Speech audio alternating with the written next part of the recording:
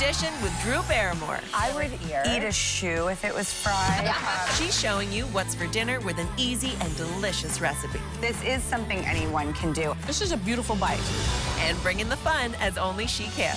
I am the rebel homemaker. And our favorite cookbooks of all time. And the only chicken with dumpling recipe you will ever need. It's so rich and flavorful. That's next. Let's dish. The kitchen has always been the center of my world because life is more delicious when it's full of food and fun. Everybody knows me as a culinary expert and food judge on television, but also I'm a mom trying to get dinner on the table. From Hollywood to home, I bring Southern sweet and Caribbean heat, and I'm not afraid to stir the pot. Good food, good friends, good dish.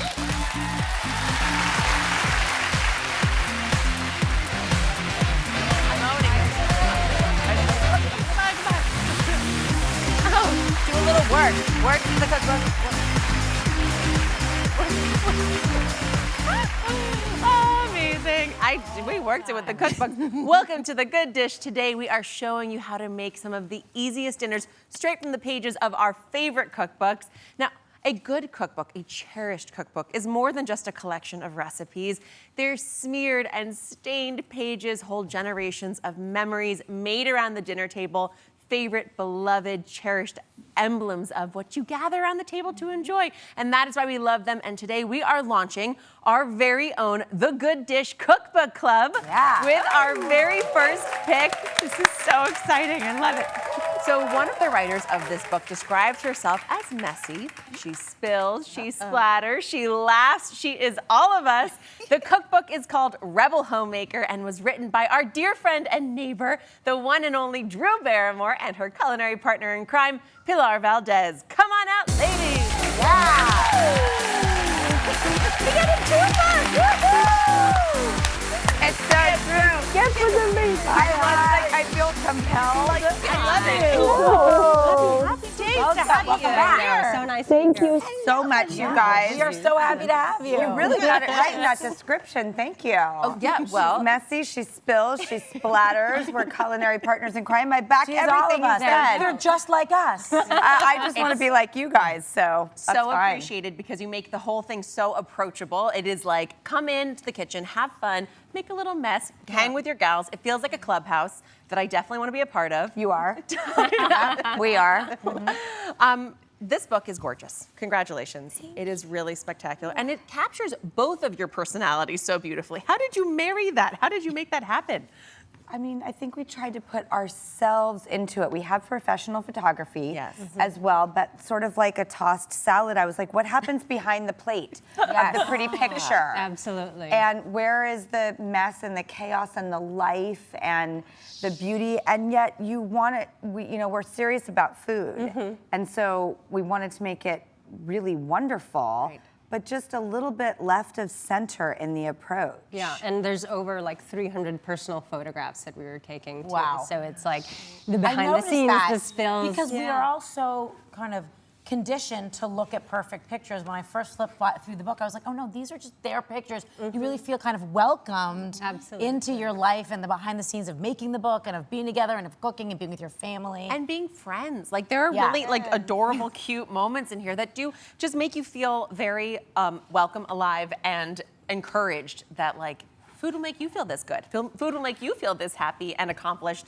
and left of center. So a bit wacky. You never know what's going to happen in the kitchen. It can be a bit of a rebel. I know, and then to encourage play too. I think sometimes like people look at recipes and you're like, I don't have everything here, and then can't move forward. But it's just to be able to like make people feel comfortable and have things be approachable and be like, we're spilling half of this stuff, we'll clean it up later. But it's still gonna be delicious and we're hanging and you're feeding the family. Well, and I am uptight in the kitchen. I feel like I'm never relaxed. Because if I think I can go out and do a show in front of people without even thinking twice about it.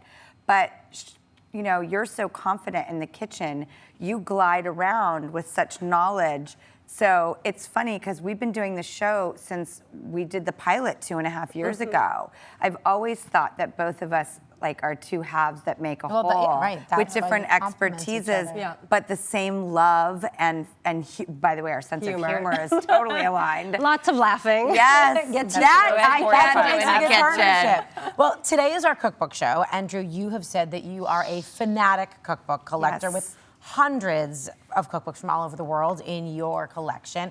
Can you tell us about like why they're special and what your very first cookbook was? My very first one was Kate McMillan's 365 Soups that I bought at a Williams-Sonoma. Amazing. Might be a Williams-Sonoma book, I think it is. And I loved the guideline of it's today, so you're just gonna pick the soup that's the day and date. But I love You don't have to make any decisions. it took the fear out of it for me. It just forced me into a corner that I loved being in. I loved the combinations and the inventiveness. And I'm like, 365 soups, and they're all different. They're so good. But then I started getting really serious about the collecting. Do you guys remember your first cookbook? Oh yeah.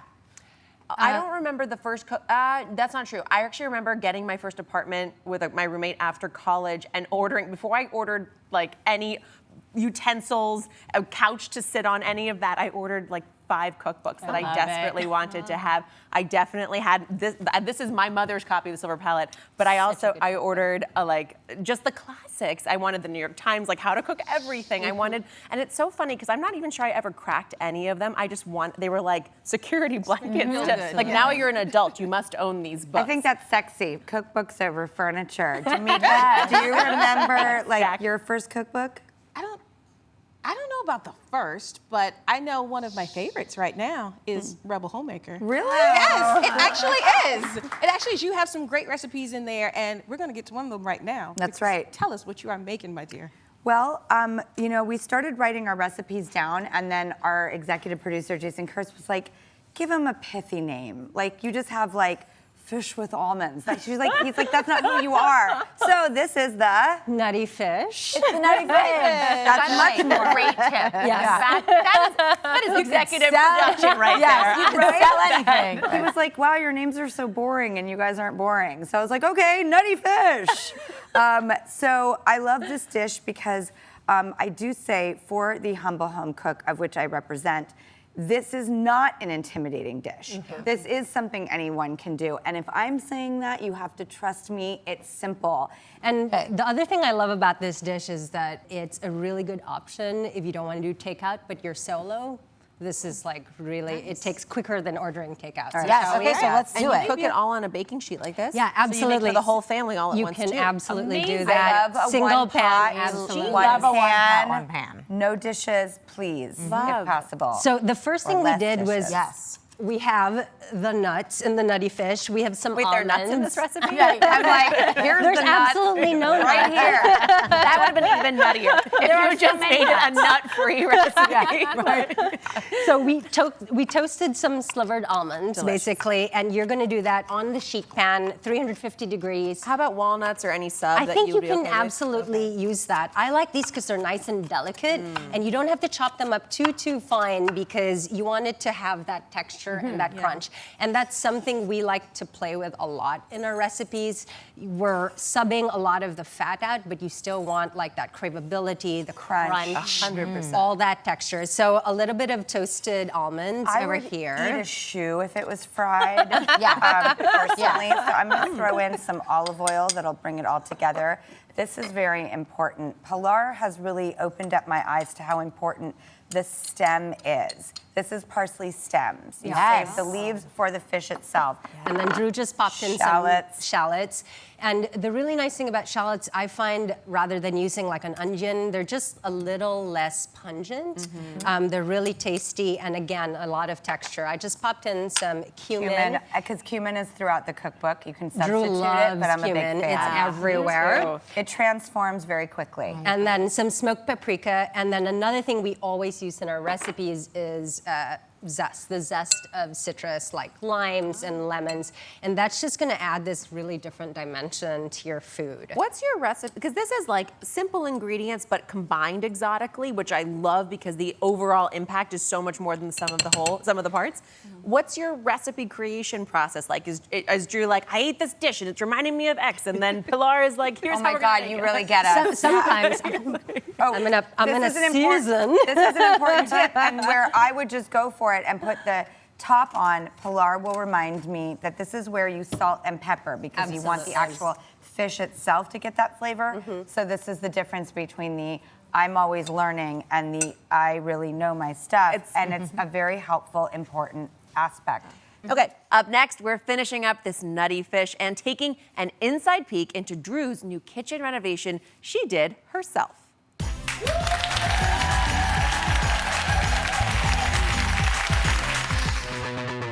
Like something you saw on the show today? We're dishing all the details on the good list. All the recipes, important tips, and tricks, all in one place. So stay tuned until the end of the show when we'll share the good list QR code. You can scan to send it all right to your phone.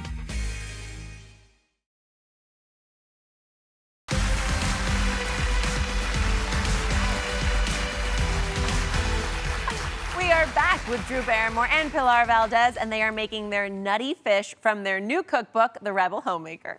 Okay, what are the next steps for this recipe? So right here, we just have some light, flaky fish. You could use sole, you can use flounder, anything that cooks really quickly, because we are gonna do it under 10 minutes. But if you had like a cod or tilapia, you just have to adjust the timing, and you can swap it out for any of those white, flaky fish. You know what I like? Adding that smoked paprika gives It gives that color. And, I mean, and a little hint of smokiness in this dish. I like where you're going. Yeah, it's beautiful. So now we pop that in at 375 for about 8 to 9 minutes. 8 to 9 minutes, and you're just gonna, the fish is gonna, when fish is cooked, you okay? That's why I'm like, Don't worry about it. board there. This is a hazard. Turn it. Turn it there. Yeah, just There you go. Show that nutty fish who's the boss. I am a rebel homemaker. I can't do it perfectly or politely sometimes. But I feel like you are that way. Like you have this like sparkle dust, and you're always creating, and you look equally creative. You clearly are equally creative, but you give it the boundaries of like, here's how we're gonna bring it and make it real. Yeah, she loves a boundary. And I break all of Rein in them. the magic. That's ballet. It's so good. But I do are think yin and it's yang. amazing to see. I just love seeing the way anybody loves to cook and eat, and because it just tells you so much about them as a person. And I have to say, when we walked over to your set, and we literally, the three of us were like, this is the Drew Barrymore show has the most beautiful It's so kitchen. beautiful. The Drew Barrymore show has the most beautiful audience stands. It's like blue velvet audience stands. Everything about it was so tasteful and purposeful and personal. And Drew, you were saying, you know, the design element of it was something that really got you excited and jazzed up, and you did the same thing for a recent kitchen renovation. I want us to take a look at the beginning stages of Drew Barrymore's recent kitchen renovation. Take a look at this. I am coming to you live from my crazy kitchen renovation. I have to remind myself that it's always worse before it gets better. Because if you want to follow me, you'll see that everything I've got to put back in the kitchen is actually in here.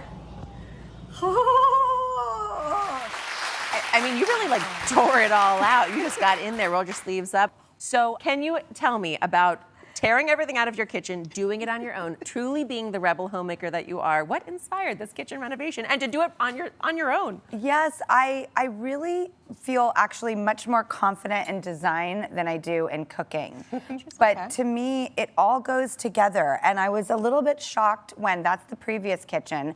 When I moved in, it was sort of like a typical 1990s reno.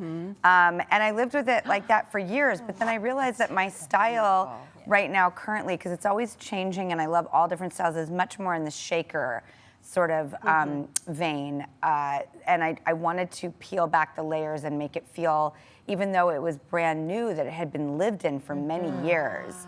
And I just think that part of being a homemaker, although the definition is quite archaic if you look it up in the dictionary, that's why I added We're the word reclaiming that word. rebel to it, because I do want to break those rules. Being a homemaker is such a privileged and wonderful thing, but there's so many things that go in the bucket.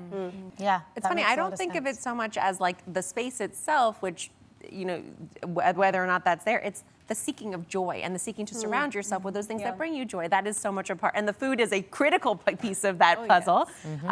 So I would love to know how to finish up this delicious dish. Exactly. What comes next? All with our right, fish? we're gonna So pull the it out of fish, the nutty oven. fish. The nutty fish has been cooking in the oven at 375 for about 8 or 9 minutes, and you'll know the fish is cooked because the almonds are going to Thank you. I get was gonna golden, kick it up. and the fish is going to get opaque and flaky. Okay. Ooh. Looks beautiful. And then Opaque. opaque, nutty fish. And then we just finish it off with a little bit more of lemon, like a squeeze of lemon and some parsley leaves that we had Thank you, Gail. saved from the beginning. Oh, nice. Very nice. I love hinting at what's to come with the garnish. With the exactly. And let's give this a moment. We need a little more ooh and a little more ah. It's nutty fish. It looks pretty darn tasty, right? Do you know what I highly suggest for every person's kitchen?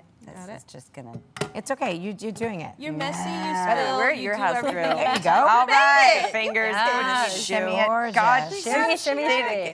Shout out to the flexible fish Thank spatula. you. Yes, we love a fish spatula. I love a flexible fish spatula. That's one of my favorite tools. Kitchen gadgetry and tools. The lemon. Oh, squeeze me. Thank you. Excuse me. Yeah, whoosies. Wow. And then you can serve it with, you know, a side salad or a little bit of vegetable. I always think a garnish changes everything. By the way, if you're a home cook like me and you want to fool everybody, garnish. Garnish, yes. Do a lot of sprinkling. But fresh herbs and lemon, you just can't go wrong. This is a beautiful bite. I mean, the almonds on top give you the texture that you need, because sometimes when you do a thin, flaky fish, it just kind of, you lose the bite that you need with it. But I mean, the paprika, the zest, superb, ladies. Taste it all. It is And as much so as good. I love breading, sometimes it can overpower and then remind me I'm not eating something healthy. And I go into like a guilt mode rather than a pleasure. This is the exact opposite. You're getting tons of fish, to Jamika's point, but you're getting that crunch. And if That there's satisfying crunch. Beautiful, beautiful. We love this. And I mean, okay. And if you love a good cookbook, Rebel Homemaker, Food, Family, and Life is now available. And visit us on Instagram at The Good Dish TV to find out how you can win a signed copy. Oh, yes. Now, up next, it's one of the most influential recipes in Southern cooking and the only chicken with dumpling recipe you will ever need. Guaranteed.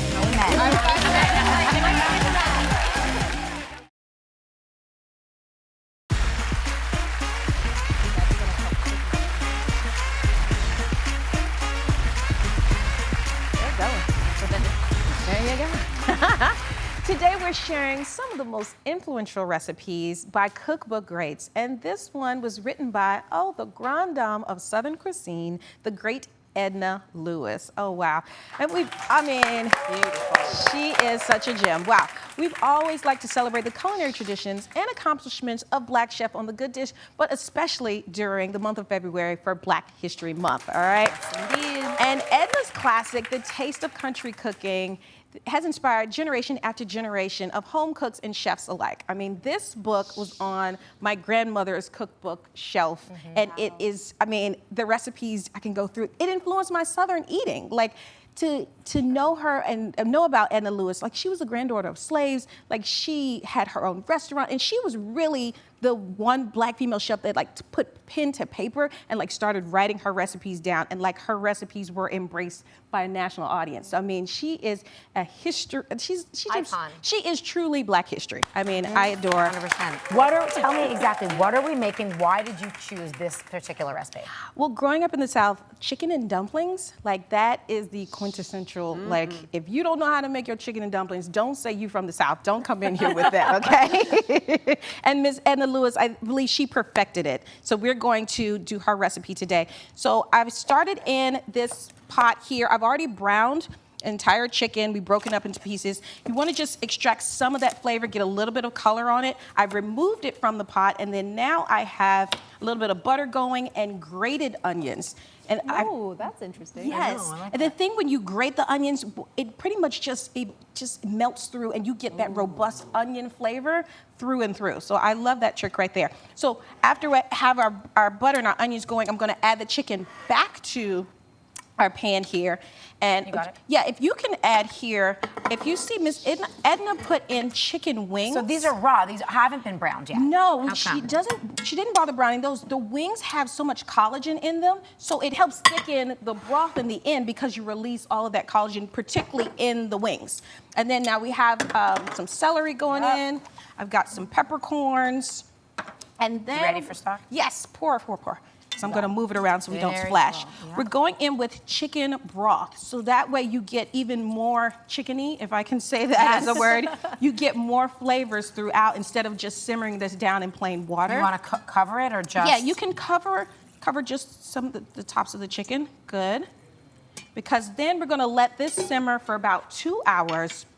And while your chicken is going, then we get to go to the dumplings part, which is the fun part. Yes. Dumpling station. So you can see here, Daphne has already rolled out, because we had the flour and the salt, all the ingredients that go in there. And then once it comes together in a dough, you roll it out to about 1/4 inch thick dough right here. So now we're going to start to cut it. Now you could do rounds, of course, but Miss Edna, she had her signature shape of diamonds. So yes, It's beautiful. yes, so Daphne shows how we can get a nice diamond pattern here, just using a pizza cutter or roller there. Okay, well now you're testing my parallel lines. You're going to channel Miss Edna impressive. through that. Okay. You can do it. I know Okay, you can. Come on. There you Let's go. see if we can get it right. I want her to be happy. here. Diamond. Easier than it looks. It is. Diamond dumplings are forever. I'm into it. Okay, here we go. Yes, indeed. All right, so now after we've simmered our broth down for 2 hours, this is what we come out with. I've strained everything out, pulled the chicken off of the bone. You can pull out your celery, and then we go with dropping our dumplings right into our hot broth here. And this is gonna cook for about 20 minutes. And beautiful. the smell is intoxicating of all that the chicken broth. It is so super rich, flavorful. that Yes. smell. Yes. Look at how they puffed up already. Yes, the Yeah. balance, but that was fast. But it takes, what, 20 minutes in the broth? Oh, they are Yeah, super puffy. but they already, with that heat, it's an immediate release, and you see that puff going, and so it gives it a little depth and dimension to the dumplings there. And I mean, going back to Edna Lewis, I mean, she was a pretty fancy lady. I mean, she had her own restaurant back in the 1940s, and stars like Greta Garbo and Tennessee Williams were regulars at her New York restaurant, Cafe Nicholson, in the late 1940s. Talk about wow. And a story about Edna Lewis, when we shot Top Chef in Charleston, we did an episode dedicated to her and her influence, her seminal influence on Southern country cooking. And after we did that episode, her book, this book, The Taste of Country Cooking, from 1976, shot to #5 on Amazon. Wow. As it should have. Yes, long overdue. Yes, and it's little moments like that, like doing on Top Chef, or even putting her face on the postage stamp, like that just reintroduces her and all of her great cooking to just more broader audiences. Yeah. So, yes, Miss Edna Lewis did her thing. Well, I cannot wait to see this all come together. It smells divine in here, guys. And coming up, the easiest weeknight tomato sauce you can whip up fast. But what's the secret ingredient that have many claiming it might be the best sauce in the world? Find out next. I know, let's play this.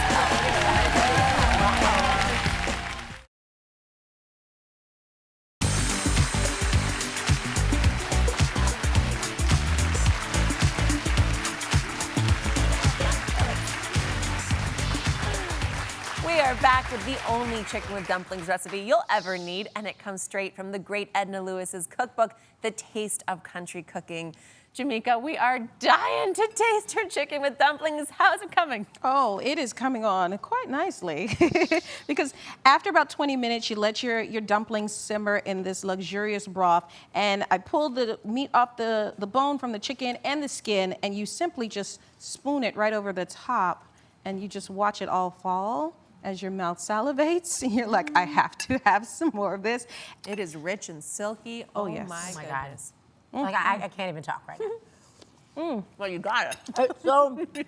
It's so rich and flavorful. The broth, the collagen, you can really tell that kind of viscous, beautiful glossiness on the broth, and then the chicken and the dumplings, which are so fun and beautiful, and they puffed up so beautifully. Nice little bite. It's like this is just quintessential, brilliant, smart, easy cooking. Sunday dinner, stick to your bones, cooked with love. And it's thanks to Edna Lewis as a Black female chef that I can do what I do. It's because of pioneers like her. So, amen. We thank you as we enjoy your chicken with dumplings. Oh, delicious. I'm taking this home with me. We have been talking about the most influential recipes that come from cookbooks we all love, starting first and foremost with this delicious dish. I wanted to share one of my favorites, which is the Silver Palette Cookbook, guys. Ooh. This is my mom's actual copy. And can I tell you, one of my favorite things about well-loved cookbooks is when you start flipping through the pages, and there are pages that literally stick together and crackle because they've been cooked from so regular. Like they're like caked on with pie crust and soup splatter, and just like, whenever I put a cookbook out, I always say, like, I hope that you live in this book. I hope you get the pages dirty, because that shows how well loved it is. And it's so much fun to like live in these pages. And every time I flip to this one recipe for their sweet pastry crust, I think of every single October where we make my mom's famous like pumpkin pie, and it always starts with that crust, and it just, cookbooks are the best. Well, in the same vein, a book that has really spoken to me and I've made some amazing recipes from, as Edna really brought Southern cooking in this country to the forefront. Marcella Hazan brought Italian cooking from Italy, true Italian cooking, the simplicity, the beauty of Italian cooking to America with the essentials of classic Italian cooking. Classic. For me, the ultimate recipe in this book, it is life-changing, and if you've never made it, it's time to do so immediately. It's her tomato sauce with onion and butter. So it is a recipe that is 5 ingredients: tomatoes, onion, butter, salt, and then if you want, you can you can put some Parmesan on top when you're done. All you do is cook half an onion, you don't even chop it, with tomato sauce and 5 tablespoons of butter. You let it simmer, and the onion flavor cooks out. The butter makes those tomatoes so velvety, so glossy, and gives it so much flavor. You cannot believe that it is that simple. But to me, that epitomizes the incredible technique that Marcella gave to the world. Simple is best sometimes. Make it tonight. Up next, it's the Great American Dish Off. Just wait until you see these over-the-top grilled cheeses. They're gonna blow your mind. Stay tuned.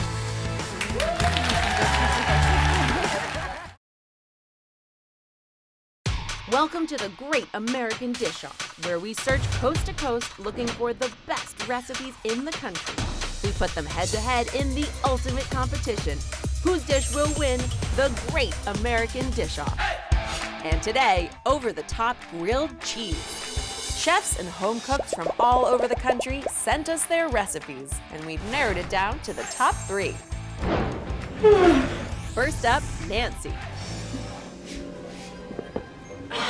That's better. Today you are meeting actress, producer, and frequent grilled cheese maker Nancy Pop. I spent 14 hours making a homemade focaccia bread with a secret ingredient inside. Shh, I'll never tell. It's about to get fun and funky. You're gonna wanna cut about a ½ inch of the red onion. One more thing to cut, pickled jalapeno pepper. Now this is a double-decker, all right? That's what makes it so special. We're gonna start with our pepper jack cheese. You're gonna take 2 or 3 slices and you're gonna slap it onto the bottom layer. Put it on your stove, but for like 4 seconds. And the coolest thing about this sandwich is that it's double the fun, meaning it's double-decker. Next, home cook Tanisha. Okay, so I guess a double-decker is a win-win. But I've got a triple-decker, so I guess that makes mine a win-win-win. It's obviously not a grilled cheese without an ooey-gooey cheese mixture, and I've got 4 types, including brie. I'm gonna add a little red chili pepper flake and a little bit of my secret ingredient. But mind your business. Just dip the bread slices into the cheese and build it from there. So this is not your mom's regular grilled cheese. This is your rich auntie's triple decker. And finally, food truck vendor Lyle. I've released 5 records. I've written a book about leopard geckos. I've even been a hand model. But what I'm most famous for is my grilled cheese. I use 6 different cheeses and everybody's favorite comfort foods. Buffalo chicken, macaroni and cheese, some crispy chopped bacon. And now, the secret ingredient that brings everything together. Come closer. Not yet. This is the sandwich everyone wants after a long, hard day's work. They're here to contend for the coveted golden grilled cheese. It's the great American dish-off. Here are our finalists. First up is Tanisha, who says her grilled cheese is so stacked to the heavens, you'll hear angels sing with her cheesy combo. Next, we have Nancy, who's known for her big personality and even bigger flavor. She says her grilled cheese goes against the grain. And Lyle, who says his crazy combo is what you'd least expect, but has his food truck customers always coming back for more. Daphne and Gail will be judging their grilled cheeses today. Now, ladies, what do you look for in the perfect cheesy sandwich, and what puts one over the top for you? To make a great grilled cheese, I think there's a few things. First of all, you need to taste the cheese. It needs to be gooey and really melted, but it needs to be sharp and tangy. I also need the crust to not be too hard and the rest of the bread to be buttery and golden. What about you? A great grilled cheese is 3 parts: the bread, the cheese, the flavor. For me, the bread does have to have that great golden brown buttery texture to it, that crisp crunch that you bite into, but not so hard that it breaks your mouth. If the cheese has to have a great cheese pull, bring it for me. A nice bit of flavor coming through with some kind of component that makes it special, something different than the diner grilled cheese that we all know and love. But honestly, bread and cheese, you guys picked the right competition to come for. Thank you so much. All right, Tanisha, tell us what makes your grilled cheese so special. The secret ingredient to my grilled cheese is homemade chili oil. Oh. So because I use 4 cheeses, this chili oil really cuts through some of the richness of the brie. So I use 4 cheeses in my grilled cheese: provolone, brie, mozzarella, and Parmesan. And it just gives it that extra kick. The chili oil has some garlic, some crushed red pepper, some chili powder, a little salt and pepper, and it's just that magic punch. All right, Tanisha's grilled cheese is stacked to the gods. Now, Gail, please weigh in on Tanisha's chili oil grilled cheese. I was wondering what that flavor was, the chili oil, because I do think it's key. It's such a beautiful counter to the rich, gooey fattiness of the cheese. Well done. I think that's fantastic. But the cheese is the star here, and it needs to be because you put so many cheeses. It is so cheesy. It is so sharp and gooey. I think it's really a delicious grilled cheese. The one thing I would say is I love the stack for the awe and the effect of it, but you can't, it becomes too hard and crispy to eat with so much stack. So I kind of have to take it apart and just eat it 2 pieces at a time. All right, thank you, Tanisha. Nancy Pop, what's the secret to your epic grilled cheese? I'm so glad you asked. It's actually not just 1 ingredient, it's 3. The secret ingredient to my grilled cheese is copious amounts of garlic, thick sea salt, and as much rosemary as you can throw on top. I make my grilled cheese with a homemade focaccia that I let rise for 12 hours overnight so that it's 4 inches tall when I bake it in the morning. I douse the focaccia in the garlic, the rosemary, the sea salt, and then I smother the entire double-decker with provolone, pepper jack, red onion, tomato, and then I also add horseradish and lingonberry jam. And that adds enough flavor that if you're coming home late at night, you want to prevent a hangover in the morning, you can take care of that real quick. Well, I love a sandwich that serves multiple purposes. Daphne, you don't have a hangover, but please weigh in on Nancy's over-the-top grilled cheese. Yes, a hangover or not, this is quite the bite. I have to say, it is really impressive you made your own focaccia. And the bread in this grilled cheese is phenomenal. It brings so much flavor. I love the rosemary coming through. I love the garlic coming through. It's light, it's airy. You don't have that issue of it hurting the roof of your mouth when you take that nice big bite.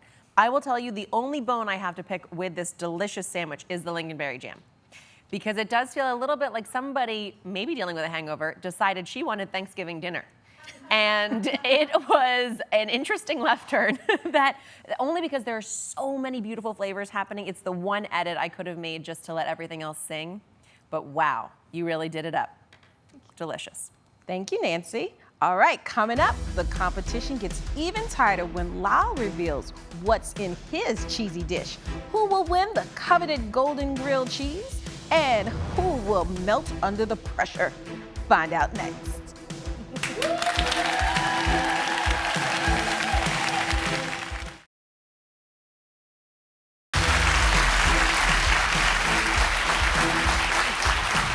We're back with the Great American Dish-Off over-the-top grilled cheese edition. Tanisha made a triple-decker chili oil grilled cheese, while Nancy made a homemade focaccia stacked grilled cheese. And now, Lyle, please reveal your secret to your epic grilled cheese. Absolutely. The secret ingredient to this over-the-top crazy monstrosity is my turkey chili. It's kind of what every grandmother wants to feed their grandchildren. It kind of brings a hominess and pulls everything together, takes a little bit of the edge off the buffalo chicken, and it just really, for me, brings the mix of cheeses together too. Well, well, well. All right, tell us what you think. Wow. There are 17 carbs and 4 different proteins in here. But amazingly, I kind of taste them all. I'm not mad about it. There is something about the heat of that turkey chili that really is a secret superpower. And I think that sort of makes the whole thing. I also just want to give a little shout out to the bread on your grilled cheese, Lyle, because it is perfectly soft, it is perfectly buttery, easy to eat, but still with a crispy crust that does not break your mouth when you eat it. And there was love put into this grilled cheese. Thank you. You know, my only suggestion would be the thing that gets lost because there's so much cheese and so many other spices and flavors is the mac. You don't really need it. I agree. Yeah, there it is. And there you have it. He just changed his whole menu, thanks to Gail. All right, so now, judges, it's time to confer and choose a winner for today's Great American Dish-Off. Who's made the best grilled cheese? Oh, this is going to be a tight race as usual. Daphne, any thoughts? Well, we have a very interesting situation here. Like Goldilocks, we have one who nailed the bread.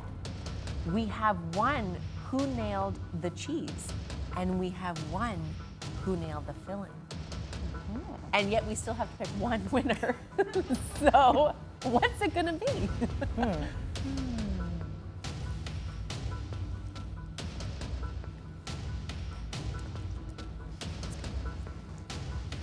Okay. Can I do the TikTok thing though, where they scratch the crunchy bread? We have reached our decision. The winner of the golden grilled cheese is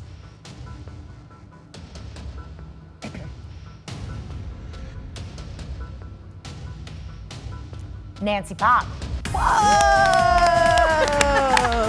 Homemade focaccia Nancy Pop. Nancy Pop, here you go. Congratulations. Thank you. Thank you so much for having me. Yeah, they were all pretty outrageous. Well done. Everyone did such a great job, but tell us how you feel. I feel ecstatic. I'm gonna go home and call my mom. All right. As you should. Yes. Make her one of those sandwiches, how about? You gotta send her her way. Gotta deliver no it. lingonberry jam. But that bread. Oh, that bread, the flavors, the layers are so delicious. All right, I'm going to get into that during the commercial break, but when we come back, it's the good list. Oh, wow, and we're sharing the recipe from the winning grilled cheese, plus tips from today's show. Find out how to get it sent right to your phone up next. Very good. Congratulations. Yes.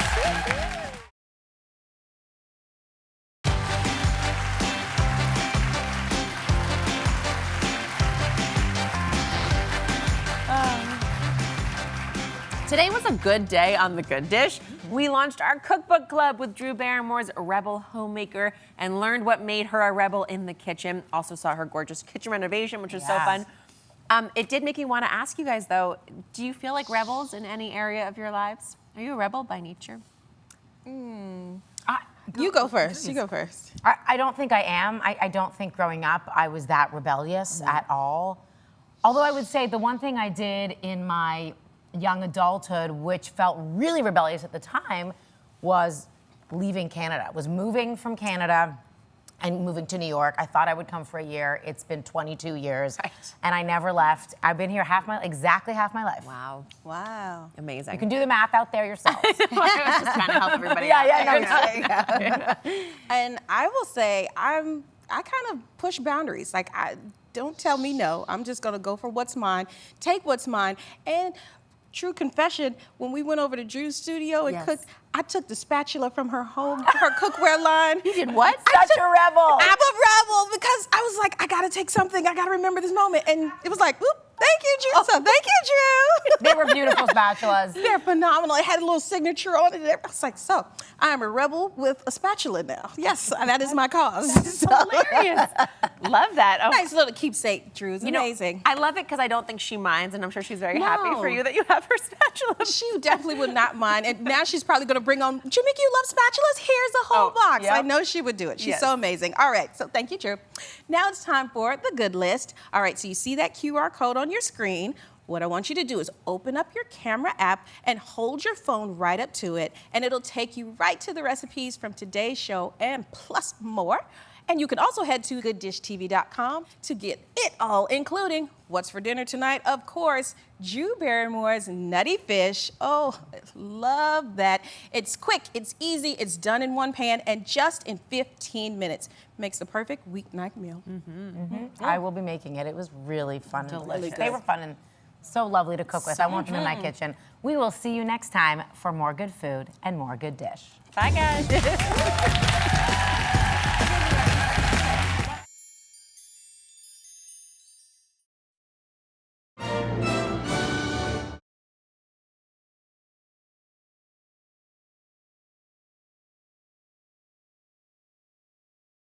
Drew Barrymore is dishing up an easy and delicious dinner. This is something anyone can do.